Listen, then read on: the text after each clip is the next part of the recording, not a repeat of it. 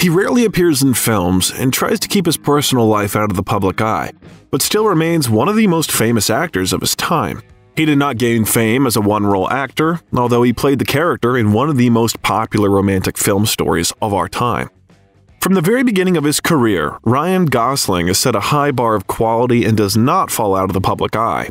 He's adored by women and respected by men, and the presence of his name in the cast is almost a guarantee that the film will be successful and interesting.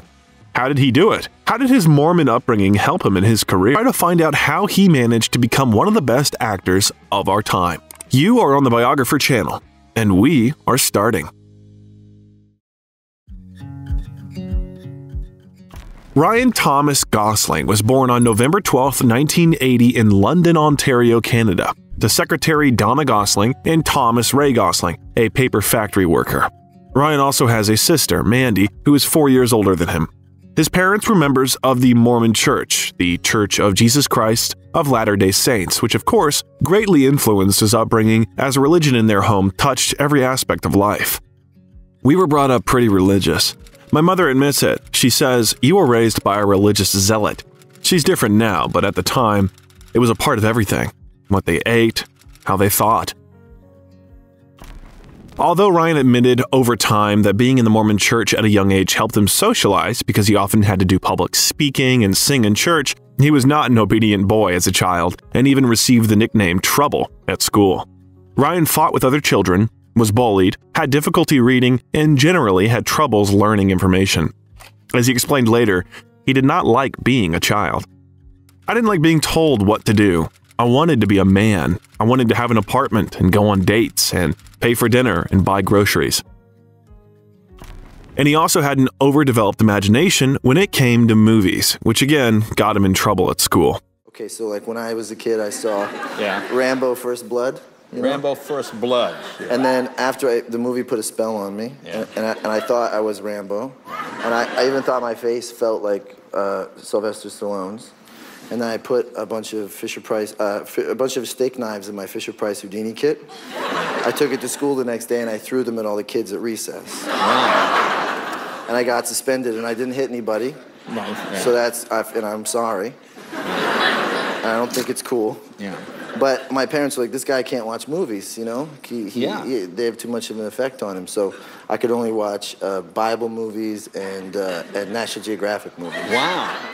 Given all these factors, he was even screened for attention deficit hyperactivity disorder, but not diagnosed with it. Eventually, when little Ryan was 10 years old, his mother took him out of school and homeschooled him herself. For this, she had to quit her job. According to him, it was that year spent at home with his mother that allowed him to gain a sense of autonomy that he never lost after that. The fact that he was Canadian also greatly influenced Ryan's worldview. It was nice to grow up in such a multicultural place where racial differences never really entered my mind. I went to kindergarten with people of every color of the rainbow, and my first crush was on an Indian girl. Because Gosling's father worked as a traveling salesman, the family often moved, and Ryan had to live in the towns of Cornwall and Burlington, in Ontario, and change several schools. He grew up in conditions where, among the prospects for his future life, he only had a job at the same paper factory where his father and uncles worked. This situation did not really appeal to Ryan, so he looked for options to change his fate. Acting became just such an option. He was not afraid of public performances from an early age. He performed as a singer at weddings together with his sister. Moreover, Ryan helped his uncle Perry, who organized shows parodying Elvis Presley under the pseudonym Elvis Perry. During those performances, the boy handed items to his uncle, which he distributed to the audience. It was his uncle who showed Ryan how art can change people, those who create it and those who watch it. He constantly saw how Perry seemed to transform into a different person, full of life during his performances. Watching this, young Ryan dreamed of acting in America. When I was growing up, I was obsessed with the detective Dick Tracy. It was one of my favorite movies as a kid, and he really inspired me. I would have loved to be part of that golden age of Hollywood in the 1940s. It made me want to become an actor. He also wanted to become an actor and get on television because of Raquel Welch, who played in The Muppet Show. It was she who became Gosling's first love. I thought, how do I get to meet this woman? He said later. And then I thought, well, she's on TV, so to meet her, I have to get on TV myself. Ultimately, all this inspired the boy at the age of 12 to come to an open audition for the Mickey Mouse Club, an entertaining American television show for teenagers. His sister read about this audition in the newspaper but was already too old to go for it, and Ryan went to Montreal where he was chosen in the show from among many applicants. Well, how does it feel when you found out that you actually got the part? What'd you do? I hit the roof. It was so fun. My mother and I, we were just like jumping around, and my sister. It was amazing. He was included in the list of participants along with such future stars as Britney Spears, Justin Timberlake, and Christina Aguilera. Ryan remembers that he looked rather ordinary compared to them, with nothing particularly special about him. Therefore, the 2 years of filming in the project, during which he lived in Florida, were filled mainly with attractions in Disneyland and eating smoked turkey legs. Later, Gosling would call this period the best years of his life. Moreover, Ryan also demonstrated his hooligan character there. Rumor has it he once told young female colleagues in detail about sexual poses and their use, which caused their angry mothers to complain to Disney. But this in no way intimidated the rebellious teenager. In general, neither he nor his mother were afraid to clash with the big bosses if they thought something was going wrong. Quote, "If there was a problem, most parents would just bow down because they were terrified that their kids would lose their position on the show," said Ryan, "but my mother would get right in their faces." During the same period, the boy told his mother that he did not want to practice the Mormon faith, which she accepted with respect. In general, Donna Gosling has been building a trusting and open relationship with her son since childhood. As I get older, I realize that my upbringing was a little strange. Ever since I could talk, my mother always asked me what I thought about things, and it was important to her that I had my own ideas. She gave me the power to control my own destiny. During the project, Ryan became friends with Justin Timberlake, at whose house he lived for 6 months. This happened during the period when his mother had to return to Canada for work, and Justin's mother became his official guardian. Timberlake remembers their childhood pranks very well. They had employee cards that gave the boys free access to the theme parks. Once, he and Ryan stole a golf cart and drove it to the employee entrance for the Tower of Terror. They took this trip 12 times in a row. When Gosling was 13, his parents divorced. So after the TV show ended, he returned home and began living with his mother and sister. It was they who raised the boy, and his sister was his best friend. Moreover, he was engaged in ballet, where there were also many girls. Because he spent his entire childhood surrounded by girls, Ryan later said that it taught him to think like a girl and helped him better understand women and their problems. "I think women are better than men. They are stronger, more evolved. You can tell especially when you have daughters and you see their early ages, they are just leaps and bounds beyond boys immediately." Parents' divorce became a traumatic experience for children. The American tabloid Star managed to obtain court documents about the difficult Gosling's divorce, in which there were accusations of violence from both parties. Thomas accused his wife of cheating on him, after which, according to Donna, he physically abused her. Because of this, the court ordered Thomas to leave the family home. In response, he also accused Donna of assaulting him and promised to make life unbearable for her and the children. Also, as it turned out, the father demanded that Ryan pay him back the money he spent on his son to start his career in show business. This had a great impact on the teenager, who was fed up with all the rumors swirling around their family.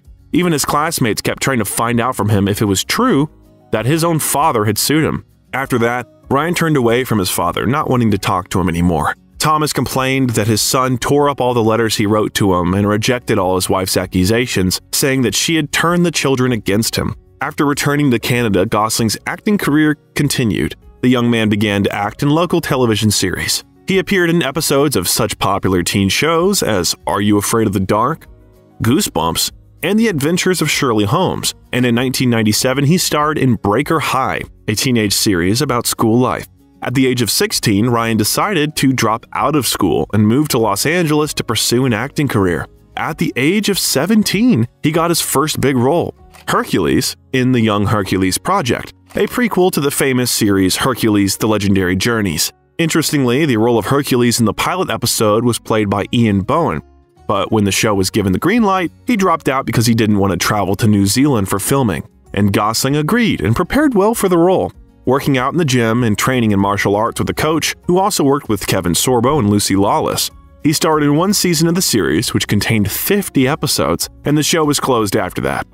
Ryan later recalled that after Hercules, he decided not to act on television anymore and start acting in the movies. Initially, I did the series because it was fun, but then I started to care too much about it, and it wasn't fun anymore. I wanted to do films, have more time to sit with a character and try to play different characters. So I just said, No more television.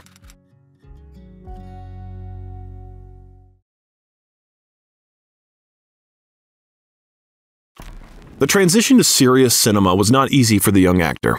How do you get an interesting, multifaceted role when you've only had a kid's job in the Mickey Mouse Club and a not-so-serious series where you fight imaginary mythical creatures in leather pants and with a fake tan? No wonder even his agent didn't see any prospects in Ryan and gave up on him.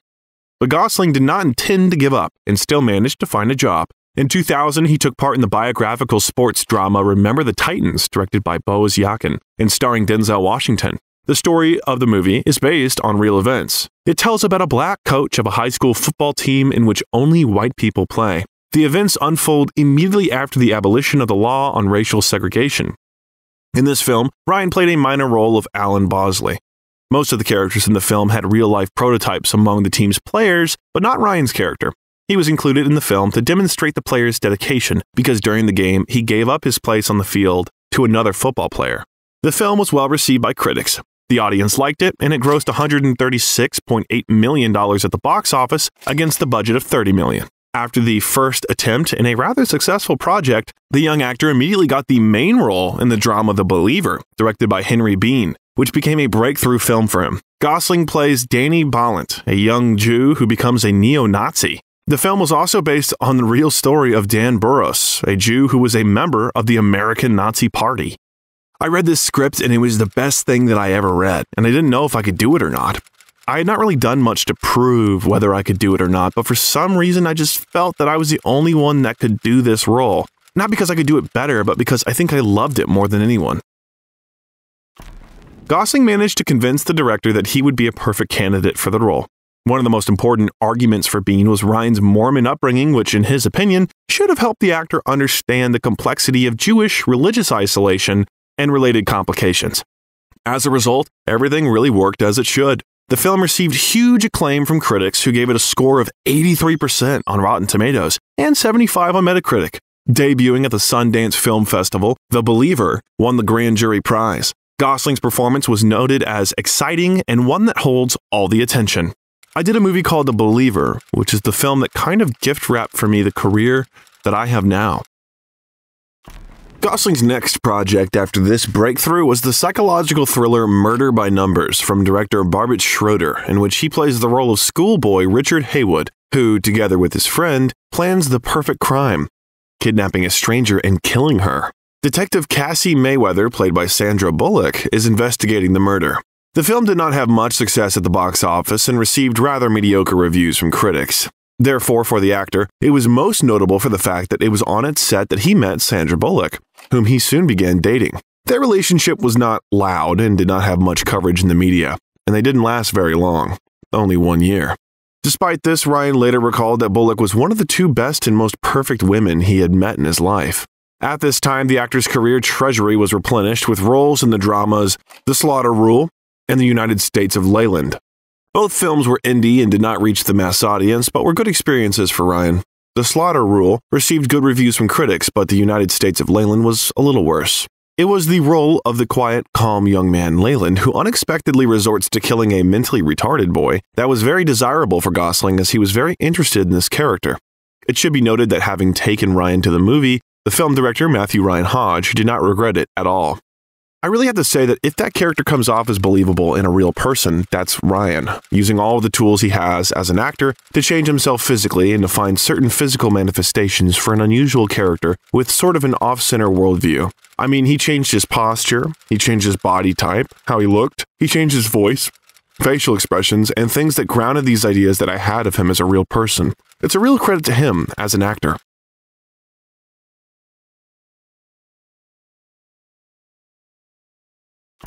Only after that, the actor got the role that brought him world recognition and fame. In 2004, the world saw the romantic drama The Notebook, in which Gosling played the main role. Considering the actor's previous projects, this choice seemed quite unusual because it was obviously a mainstream movie designed for a large audience and, moreover, based on a well-known book. It was nothing like his previous experiences. But as the actor later admitted, it was about a guy who loved the girl, and that is something he can relate to. So why not try that kind of acting experience? Play a character that's very different from what he's done before. More than anything, I thought that I liked the idea of playing a character that was so different from the other characters that I've played, who knew what he wanted and had a kind of sense of clarity about himself and about where he stood. I think that I've been playing a lot of confused characters, which I tend to relate to a lot more than someone like this. Nick Cassavetes, the film's director, chose Ryan from other actors which, according to rumors, included Matt Damon and Tom Cruise. As he was an unknown face to the general public, he also had another important advantage. Sent me the script, and he said he thought that I should do it, and I read it, and I thought he was crazy, and I met with him. I said, Nicky, come on, this is not the face of a romantic lead. And he said, I know, that's why you gotta do it. And I said, what do you mean? And he said, well, that way when she says that she loves you, we know that she's in it for the right reasons, So I thought, well, that's probably true. And he's like, Brad Pitt, anyone's gonna fall in love with Brad Pitt. You, who's gonna fall in love with you? And I thought, yeah, that's mean, but you don't need to say that. He was like, no, I'm not trying to be mean. I'm just saying that, you make babies cry.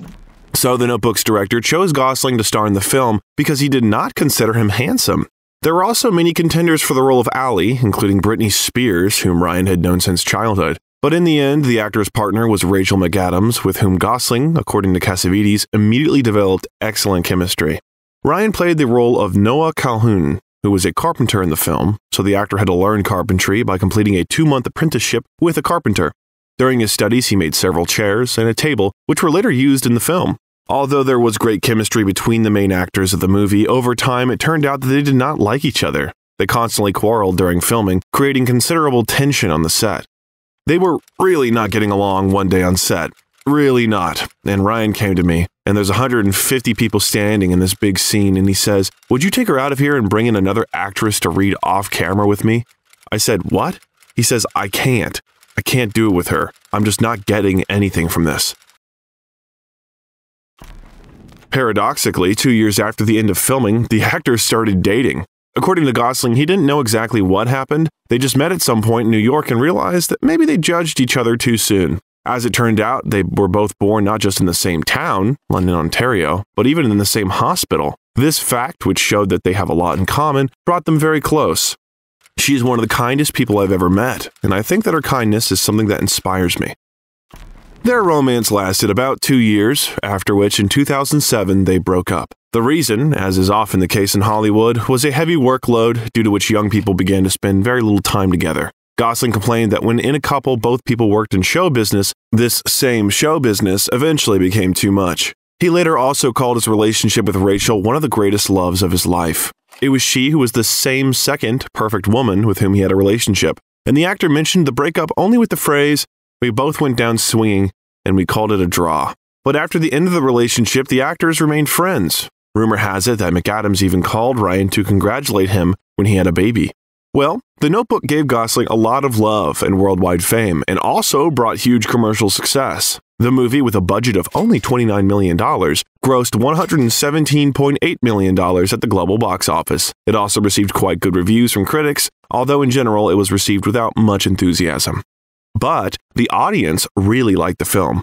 In the future, it was repeatedly included in various romantic movie ratings, and the kiss between McAdams and Gosling became iconic and won as the best kiss at the MTV Movie Awards. And how about you? What's your favorite Ryan Gosling movie? Share with us in the comments. Despite such success, the actor's next work was an absolute failure. It was the 2005 psychological thriller Stay, directed by Mark Forster. Despite a strong cast that included Ewan McGregor and Naomi Watts, in addition to Gosling, it was panned by critics, receiving a 26% rating on Rotten Tomatoes, and was an absolute flop at the box office, grossing just $8 million on a $50 million budget. But this bitter experience was quickly forgotten because after it, Ryan began to work on a new project which became Ryan Flick's indie drama Half Nelson. In it, Gosling played the role of a high school teacher who tried to protect his student from illegal substances, but as it turned out, he also had an addiction to them. This film gave a new push to Gosling's career because his performance in the film itself caused great admiration among critics.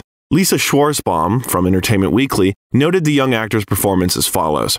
Half Nelson offers an opportunity to marvel, once again, at the dazzling talent of Ryan Gosling for playing young men as believable as they are psychologically tripwired.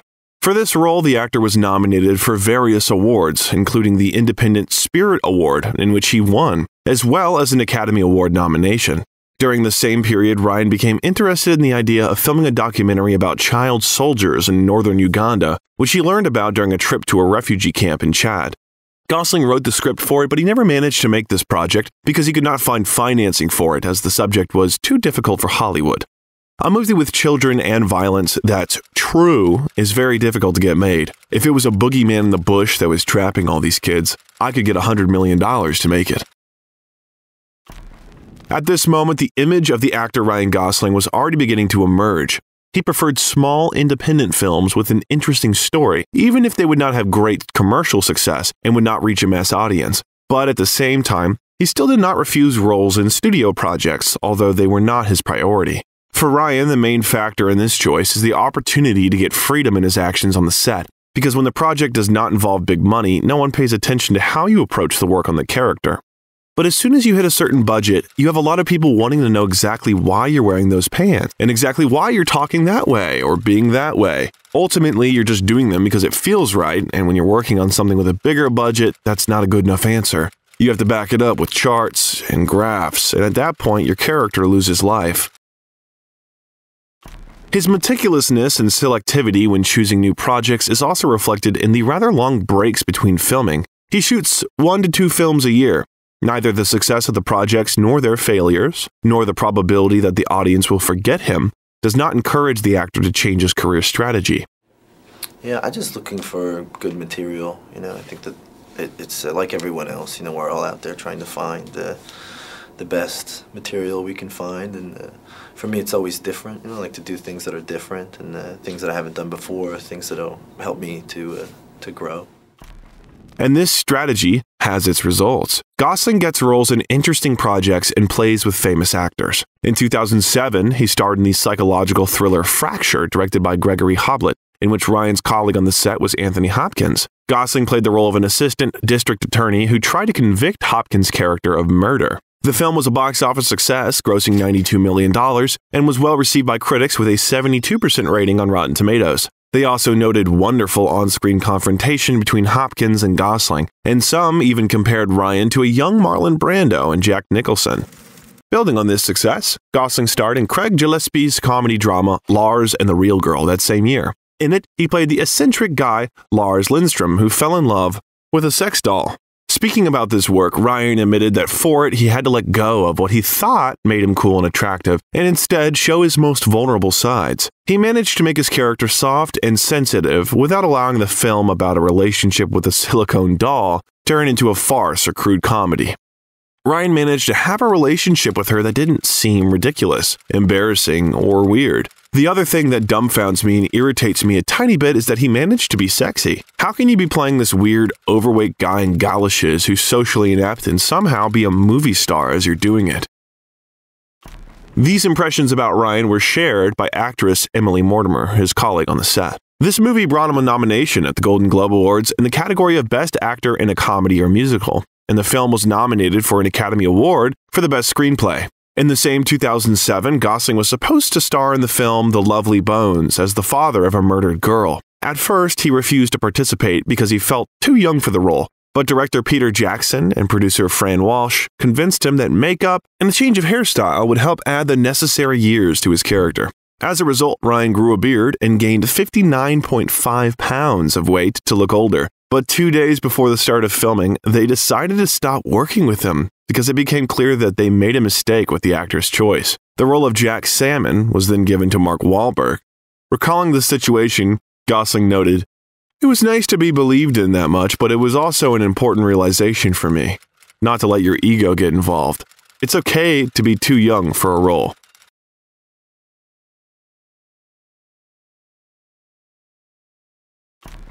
After that, Gosling disappeared from the screens for 3 years. Although he continued to act during this period, much of his attention shifted to music. Back in 2005, he met Zach Shields, with whom they formed their own indie rock band, Dead Man's Bones, 2 years later. At the same time, a solo recording of Ryan's song called Put Me in the Car appeared on the internet. The idea for the band came to Gosling when he heard a cut from Disney's 1969 album Haunted Mansion in a DJ mix that Shields had turned on at a party. Initially, he and Zach were going to create a music theater performance with a mystical bent, but later it turned into a purely musical project. During a trip to Las Vegas to celebrate Ryan's sister's birthday, they performed in front of friends in a hotel bathroom using a shower curtain as a stage curtain. Friends took it as a joke, but for Gosling and Shields, everything was different. They approached this very seriously.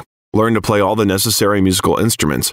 For example, Gosling, in addition to vocals, played the guitar, bass guitar, piano, and cello.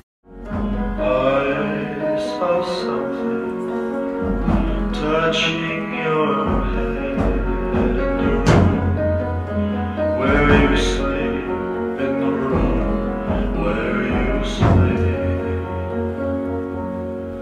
where you sleep. They made it a rule not only to play all musical instruments themselves, but also to record songs with no more than 3 takes. It was this roughness and imperfection of performance that gave the band's tracks a special charm. As a result, they recorded a studio album, which was released in 2009 on the Anti Records label. The album was also titled Dead Man's Bones and was recorded with Silver Lake Conservatory's Children's Choir. We started writing a story that would be something of a ghost musical, where there's 2 worlds. There's the living world and the dead world, and this group of kids in Halloween costumes are the border patrol between the 2. And one day they go on strike, and then our 2 worlds collide, and out of that come all these different stories. And those stories ended up being our songs in our record. The songs were inspired by ghost stories and other horrors, so one of them, called In the Room Where You Sleep, even made it into the famous 2013 horror film The Conjuring. And another track, Love Your Soul, was included in the soundtrack of the French drama of the same year, Age of Panic. The album was also quite well received by music critics, and Gosling and Shields even embarked on a rather successful 30-day tour of North America. Following this, Ryan announced in 2011 that the band intended to record a second album, but this never materialized, and the band effectively went on hiatus since then.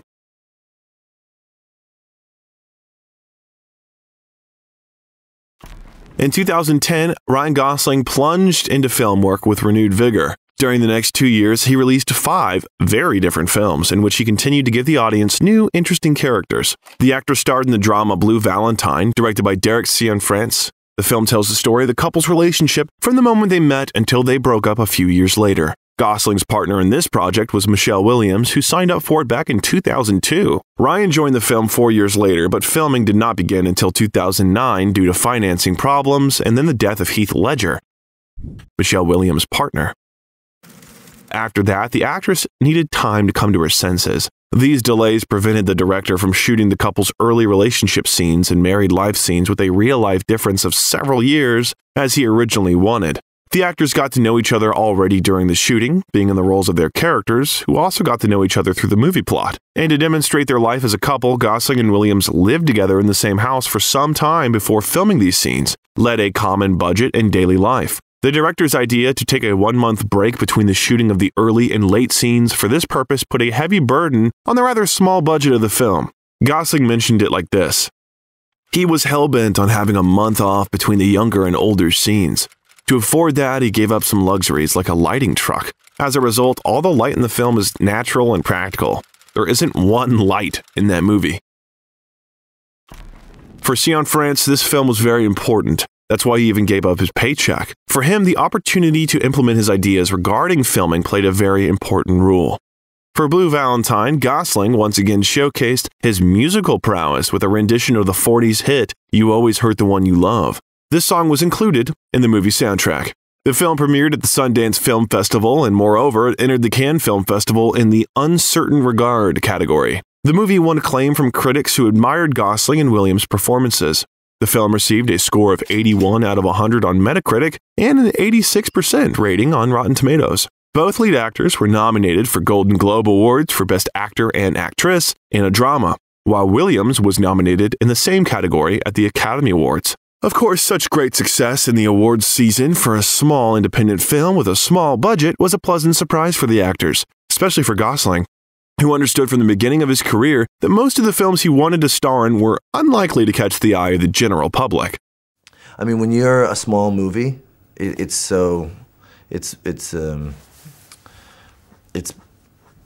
it's so essential in some way, to getting people to, because there's so many movies out there that it's like if the awards circuit starts to kind of acknowledge a film, people then can, they become aware of it in a way that, little movies just don't have the print and advertising money to make you aware of their film, so it's very helpful.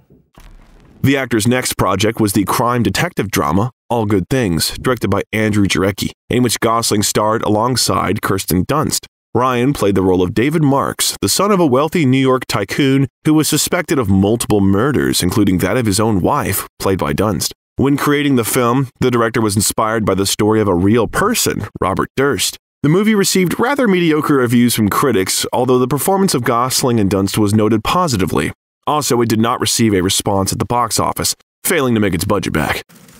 The very next year, 2011, Ryan released a new film, the comedy Crazy, Stupid Love, directed by Glenn Ficarra and John Requa. Besides Gosling, a number of star actors participated in this film, including Steve Carell, Julianne Moore, and Emma Stone. The project was a new experience for Ryan because for the first time he played the role of a purely comedic character, a womanizer, Jacob Palmer, who shares his experience of seducing women with the recently divorced Carell's character. According to Ryan, he was advised to act in a comedy by a doctor to whom he turned because of stomach aches. These problems appeared after the difficult, emotionally exhausting shooting of Blue Valentine. Comedy became a great opportunity to relax and emotionally recharge. Besides, Gosling really wanted to work with Steve Carell. He said that he was his big fan and he had seen all the actor's films, and also shared the story of how at the age of 17, when he had just arrived in Los Angeles, he starred in the pilot episode of the superhero TV movie The Unbelievables. And in this 23-minute short, the thief was played by Steve Carell. We didn't get to work together, but he was so funny. I would go to set just to watch him work. One time the boom guy just threw down his mic and had a laughing attack in the corner in the middle of a take. It was the first time I worked with someone who was so good, it was a problem. Crazy, Stupid Love was well received by critics, noting the excellent cast that made up for some of the film's shortcomings. Audiences gave it a B+ rating on CinemaScore. The film distribution turned out to be successful. With a budget of $50 million, it grossed $145 million worldwide. And for this picture, Gosling was again nominated at the Golden Globe Awards as the Best Actor in a Musical or Comedy. Overall, filming in this movie was a great experience for Ryan, which gave him energy and changed his attitude towards working on films. I never wanted to work before. I was always, every time I made a movie, it was just made me sick in my stomach, and I just tried to do it as little as possible. But I've had a few really good experiences lately, so I'm feeling better about it, so I guess I feel like I'd like to work more. During this period, the actor, who remained single for a long time after breaking up with Rachel McAdams, was surrounded by rumors about relationships with various women. He was seen walking in Disneyland with Kat Dennings and also with Blake Lively. The yellow press also hinted at the Canadian's romance with Olivia Wilde. They had fun with Blake at the Gibson Girl ice cream parlor. According to the source, they laughed a lot and looked happy, and Gosling even put his hand on her knee at times. Ryan and Olivia were the subject of rumors after they were seen having a cute conversation at an Oscars after-party. And later, according to the press assumptions, she came to him in Cincinnati to shoot the film The Ides of March. In the breaks between work, they spent great time together. For example, they visited the local aquarium, but none of the parties confirmed the rumors about the relationship, so we can only guess if any of this was true. At that time, Ryan continued to act. His next project was Drive, a film in an action genre atypical for the actor. It was based on the famous novel of the same name by Jason Salas, who told the story of a Hollywood stuntman who worked as a driver for robbers. It was this role that Ryan performed in the film, and his partner on the set was Carey Mulligan. Although the role of the driver was originally given to Hugh Jackman, and the director was supposed to be Neil Marshall. After some time, they both dropped out of the project, and the producers had to find their replacement. Gosling was the first choice of producer Mark Platt, so when the search for a new lead actor began, he turned to him. After reading the script, Ryan immediately agreed to this role because there, he had the opportunity to reveal an interesting character which favorably distinguished the film among standard action movies, in which most of the attention is focused on special effects and stunts. After getting the main role, Gosling also got the right to independently choose the director for the film. Ryan decided to turn to Danish director Nicholas Winding Refn, whose work he admired. But when the actor invited Refn to a meeting, at first it seemed that nothing would come of this idea.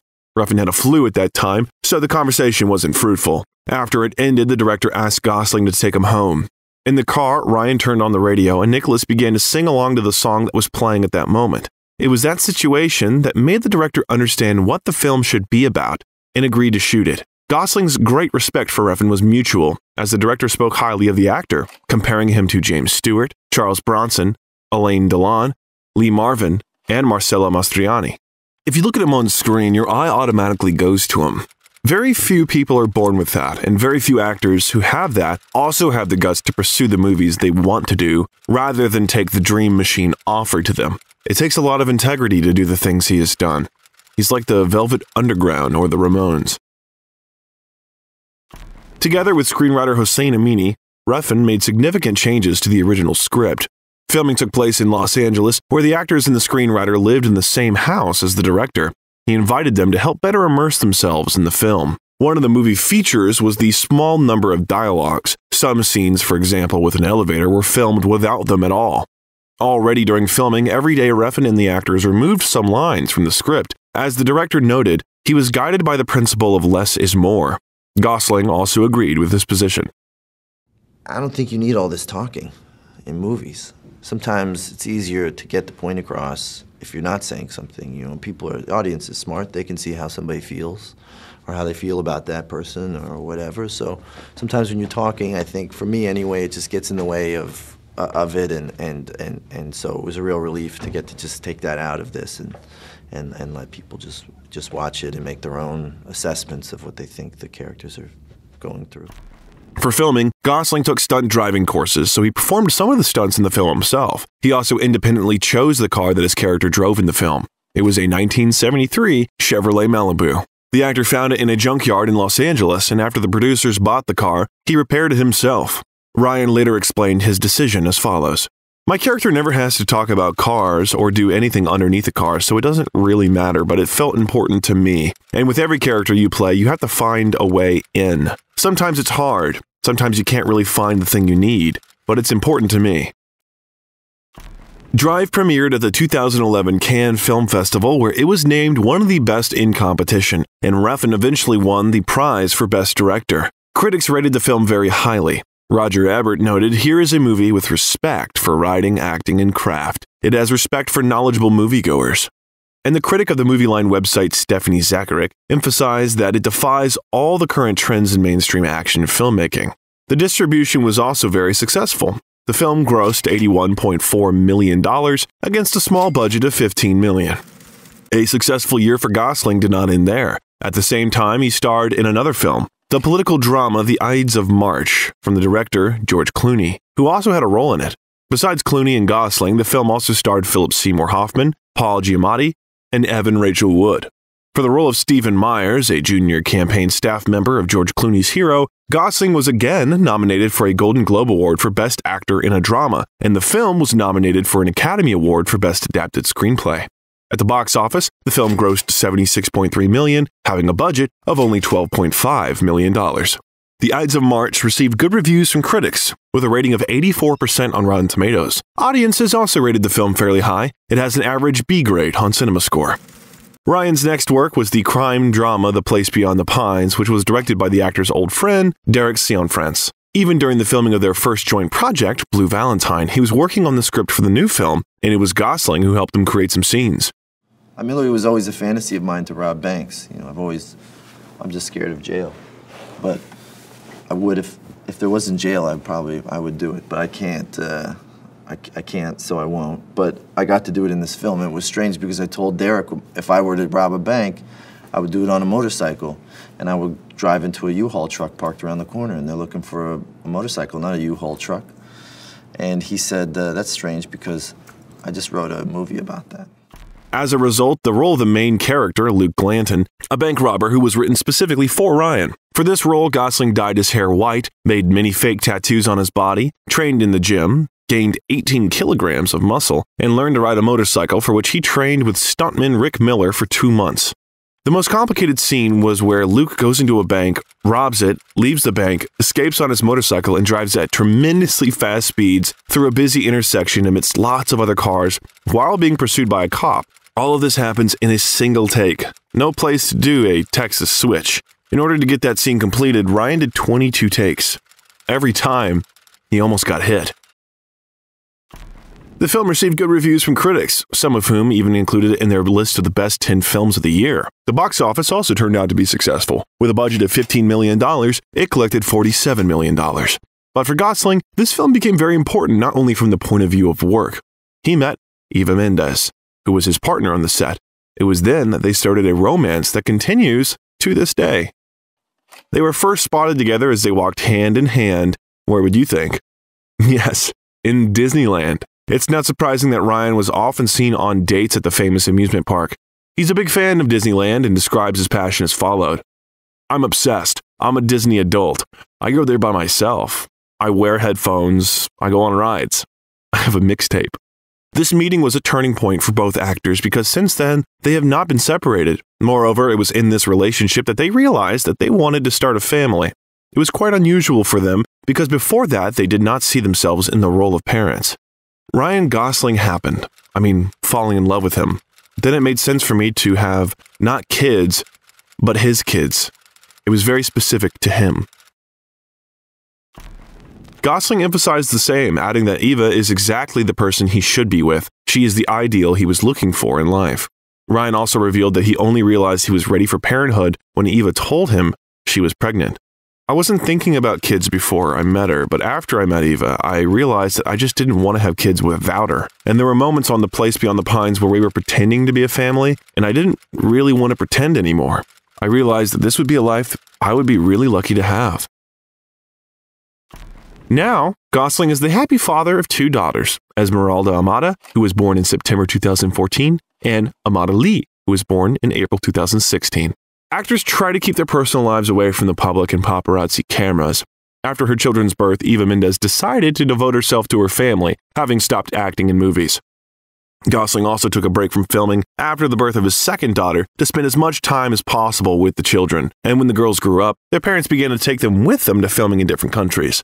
When it comes to raising children, Ryan completely relies on his wife because she always knows what needs to be done in some incomprehensible way for him. As Mendes says, the daughters do not even know yet that their parents are very famous. Besides, they're not allowed to use the internet, especially social networks. After all, according to the actress, it is no less dangerous for children than driving or alcohol, so they should get access to it only after reaching a certain age. She also doesn't post photos with Ryan and the kids on her Instagram page, citing a desire to establish boundaries between personal and public life. I've always had a clear boundary when it comes to my man and my kids. I'll talk about them, of course, with limits, but I won't post pictures of our daily life. And since my children are still so little and don't understand what posting their image really means, I don't have their consent, and I won't post their image until they're old enough to give me consent. There's no official information regarding the actor's marriage yet, although Mendes sometimes makes excuses, calling Gosling her husband, and also got a tattoo that hints at the couple's marriage. The woman does not give a clear answer to all questions on this matter, jokingly playing with the audience. Who says we weren't already married? I like to keep it all mysterious. I'm a very mysterious woman. Another important member of Ryan's family over the years has been his dog, George, who he adopted from an animal shelter around 18 years ago. According to the actor, after that, the dog was next to him in almost all his filming, so at some point he could not even imagine life without him. Sadly, at the age of 17, George passed away, so Gosling now wears his token as a necklace in his memory.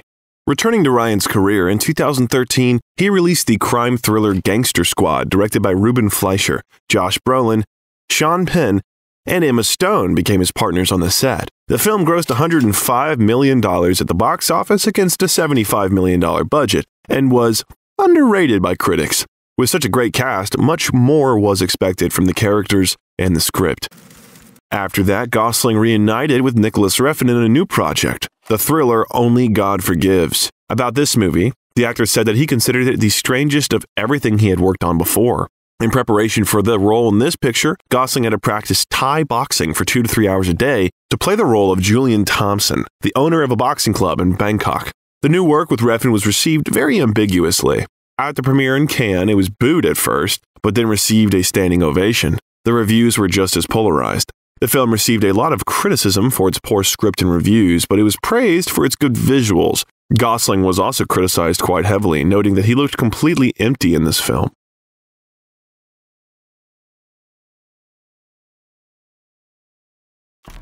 In the same 2013, Ryan announced a break in his acting career, noting that he, as well as the public, should take a break from himself.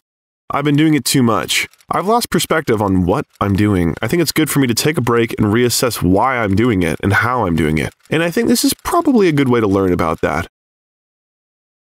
But the acting break did not mean complete isolation from his work in the cinema. During this period, Gosling began working on his directorial debut, for which he wrote the script. His film was originally titled How to Catch a Monster, but was later changed to Lost River. The fantasy thriller, with such stars as Christina Hendricks, Saoirse Ronan, Matt Smith, and Eva Mendes, tells the story of a single mother who lives with her two sons in a run-down Detroit neighborhood. According to Gosling, the movie in some ways had autobiographical motives because he also lived with a single mother.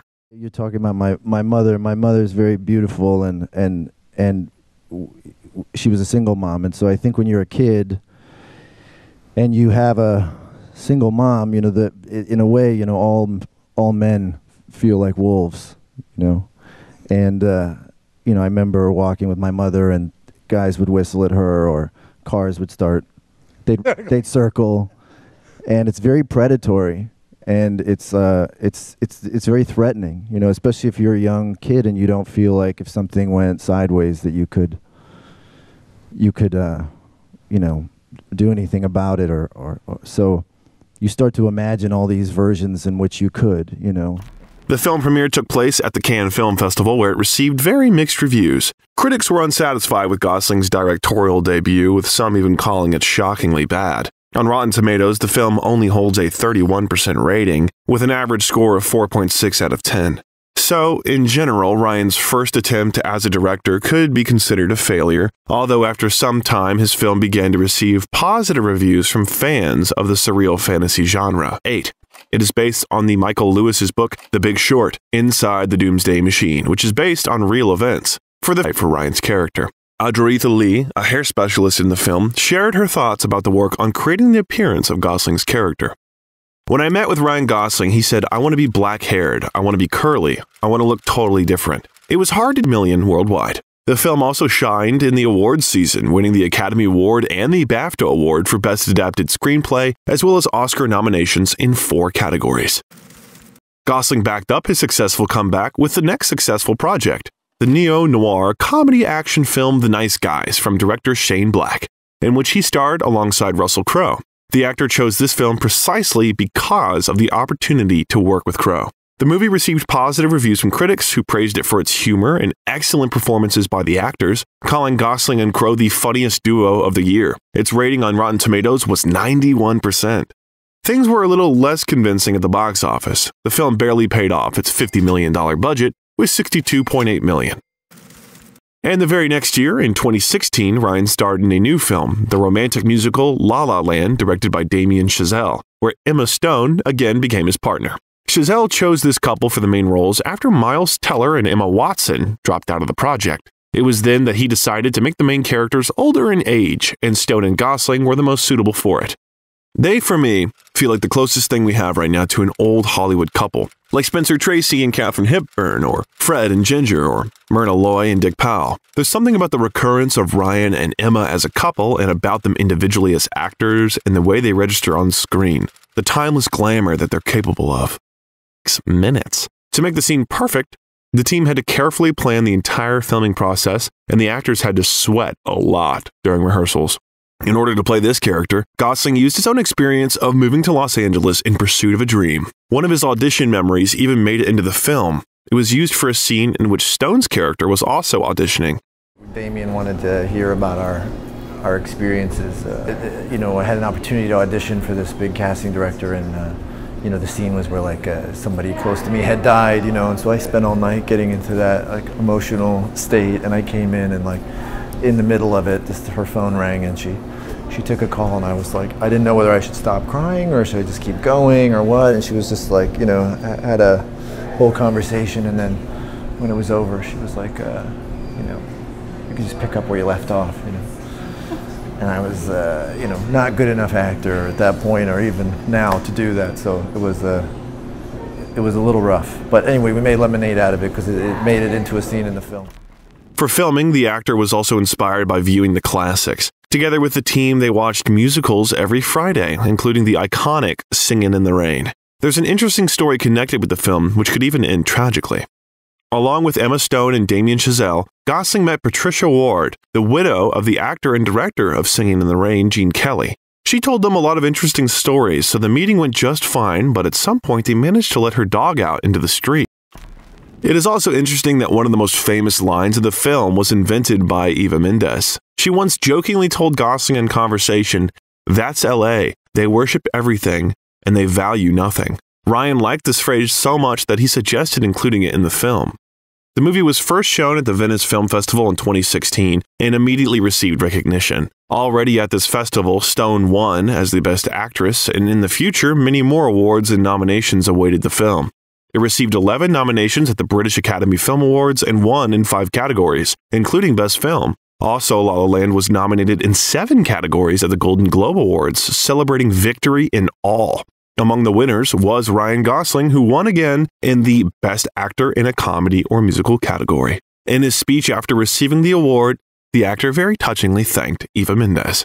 A bunch of Oscar nominations, including a nomination for Gosling. The film won 6 statuettes, including Best Director and Best Actress, but there was a scandal with the nomination for the Best Film. La La Land was announced as the winner from the stage, but when the entire film crew came out to receive congratulations and make speeches, it turned out that the presenters were given the wrong winner card, and in fact, it was the movie Moonlight, but in worldwide. After such a huge success, Gosling released a low-profile experimental drama directed by Terrence Malick, Song to Song. Ryan signed up for this film back in 2011. Filming took place in 2012, but it was released only in 2017. The movie had an excellent cast. In addition to Gosling, it starred Michael Fassbender, Rooney Mara, Cate Blanchett, and Natalie Portman. Christian Bale also starred in it for a few days, but all his scenes were cut from the final version. Scenes with some other actors who were completely removed from the picture also fell under the editor's knife. This was not surprising because it was precisely because of the huge time frame. The first version of the movie was 8 hours long. That the film post-production took a very long time. Song to Song received mixed reviews from critics, giving it a mixed score of 44% on Rotten Tomatoes and 54 out of 100 on Metacritic. Gosling's next career move was a role in Denis Villeneuve's blockbuster Blade Runner 2049, a sequel to the 1982 cult film. This choice seemed a little unusual for the actor because earlier he preferred to stay away from high-budget blockbusters, but this time, many different actors came together. The fact that Gosling was a big fan of the original film, the actor's desire to work with Denis Villeneuve, and an interesting script.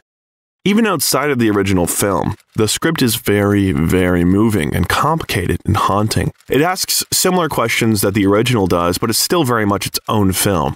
The film evolves from the idea that reproduction is central to progress. What is it to be human? It wonders. Or in the case of the replicants in Blade Runner, what is it to be made, not born? Furthermore, the role of Officer K was adapted by the writers specifically for Ryan. Gosling spoke enthusiastically about shooting in the project, emphasizing that every detail was given special attention. Every costume, every line, every frame, every item of props. All this made it possible to create a film's special atmosphere which was transmitted to the audience. It was a real pleasure for the actor not only to work with the director he wanted, but also to meet on the set with Harrison Ford. Ryan said that he learned a lot from his colleague during the work. One of the funniest episodes of filming also involved both actors. In one of the scenes, Ford accidentally really punched Gosling in the face, and later this moment became a real meme on the internet because of funny facial expressions made by the actors after this epic blow. That's show business. The story is that I missed him 99 times, and they say don't meet your heroes. I would say don't get punched by them. Turns out it doesn't matter who you're getting punched by. It's still just getting punched. Of course, fans, critics, and the general public had high hopes for such a high-profile project, and most of them were not disappointed. On Rotten Tomatoes and Metacritic, the film was rated very well, with a rating of 88% and 81 points out of 100. Critics praised the excellent visuals of the picture and noted that it became a worthy successor to the original film. Blade Runner was also admired by the audience, who gave it an average grade of A-. It was also very well received in the awards season. At the Academy Awards, it had 5 nominations, winning for Best Cinematography and Best Visual Effects. The film received 8 more nominations at the British Academy Film Awards, winning 2 of them. But at the box office, the film failed to break even. It was believed that for this, it needed to collect a box office of about $400 million, but it grossed only $267. The director of the original Blade Runner, Ridley Scott, linked the low box office to the too long film duration. Gosling's next project was the biographical drama First Man, which told the story of Neil Armstrong, the first man to walk on the moon. In this film, Ryan worked again with Damien Chazelle. The movie was based on the novel of the same name by James R. Hansen. Gosling learned about this project in 2014 when they met with Chazelle, and he told the actor that he had an idea for a movie about Neil Armstrong. Already after filming La La Land, Ryan and Chazelle began to prepare for filming. They read Hansen's book, went to Armstrong's hometown, and met with his relatives and friends. First Man was a great opportunity for Gosling to learn more about Neil Armstrong and, in general, about the history of the first man's flight to the moon, because before that he knew almost nothing about it. Chazelle directed the film in such a way that it was mostly a first-person story. As a result, the audience, while watching the movie, was able to see and feel everything that Gosling's character saw and felt in the film. During filming, Ryan suffered a mild concussion when in one scene he was in a real astronaut training simulator, which was designed to simulate the effects of gravity. At some point, the simulator was hyped up too much. Yeah, I don't remember much from that entire time, except Damien yelling, more to the operator working the knobs. You start making sounds that no person should hear themselves make. After its release, the movie grossed $105 million at the global box office, which, with a budget of $59 million, was considered good, but still an insufficient result. Such a result was also associated with long film duration, as well as a great emphasis on drama. Another factor that may have affected the box office is believed to be that the film did not include a scene with the U.S. flag being planted on the moon's surface. This became a disappointment for many viewers. Even the then President of the United States, Donald Trump, expressed his displeasure with this fact and noted that it became an excuse for him not to see the film. Still, First Man was well received by the audience. Critics also liked it, giving it an average rating of 8.1 out of 10 on Rotten Tomatoes. A significant number of them included the picture in their list of the best films of 2018. The film also received many awards. It was nominated in 4 categories for the Oscar, with a win for the Best Visual Effects, as well as for the British Academy Film Awards in 7 categories, and Golden Globe Awards in 2 categories, with a win for the Best Soundtrack. Before we tell you about Ryan's return to the big cinema after a long break, we suggest you subscribe to our channel and hit the bell button so you can always watch videos of your favorite stars on time. So subscribe, and we'll continue.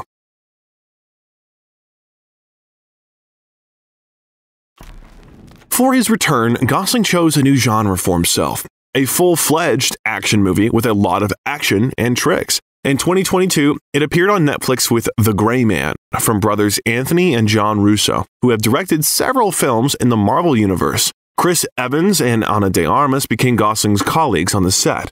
For Netflix, this movie, which received a budget of $200 million, became one of the most expensive. The directors wanted to get Ryan starring in their film because they believed that he could perfectly demonstrate this character on the screen. He's incredible with minimalism. He can convey an entire interior life with just a few looks. He plays the tension incredibly well, but he's also hilarious and quirky in the moments where the character needs to be. This interest was mutual because Gosling, as it turned out, had long wanted to act in an action film, but for a long time could not find something that would suit him 100%. And the Russo brothers, who have been working in this genre for a long time, could offer something really interesting and valuable.